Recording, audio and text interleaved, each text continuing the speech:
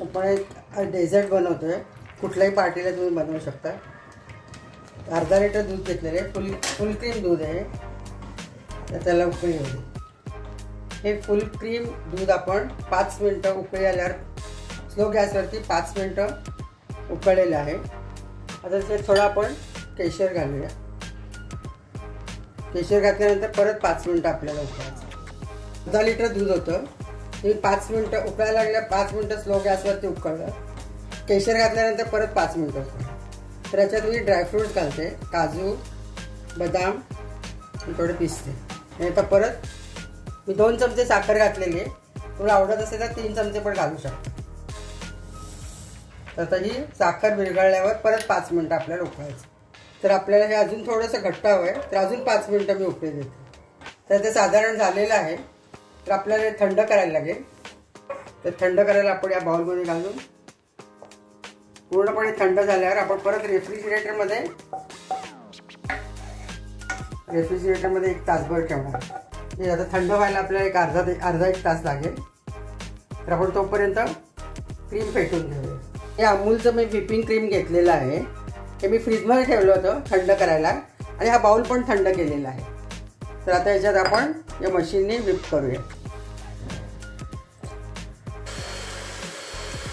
त्याच्यात 1-2 चमचे आपण साखर घालतोय आणि पुन्हा आपण मिक्स करतो। रसमलाईचा रस करून ठेवला होता, त्याच्यात मी थोडीशी आता वेलची पूड घालते। त्यामुळे चांगलं मिक्स करून घेऊया। आता एक क्रीम व्हिप केलेला आहे, तर त्याच्यात आपण टप्प्याटप्प्याने थोडं थोडं करून हे घालून परत फेटूया।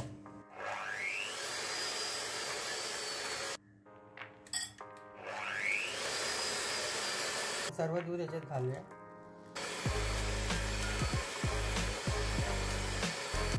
मी फ्रीजमध्ये 1 तासभर ठेवलं होतं, ते थंड झालेलं आहे। तर त्याच्यात आपण आता स्ट्रॉबेरी क्रश करून घालूया। हे 4 स्ट्रॉबेरी आहेत,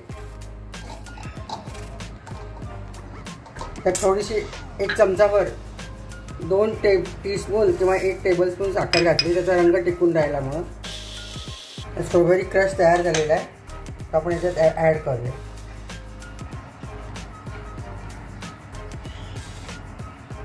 तर हे आता रसमलाईचं दूध, क्रीम आणि स्ट्रॉबेरी, तर आता आपण हे ग्लासामध्ये सर्व करूया।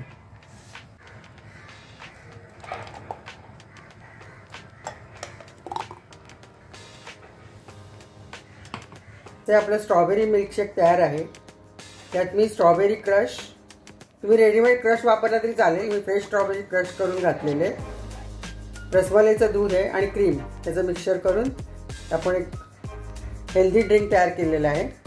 तर तुम्ही करून बघा, मग मला कळवा कसं झालं ते। तुमच्या मैत्रिणींबरोबर शेअर करा आणि माझ्या चॅनलला सबस्क्राईब करा। त्याची कुकपॅडमध्ये तुम्हाला डिटेल रेसिपी मिळेल।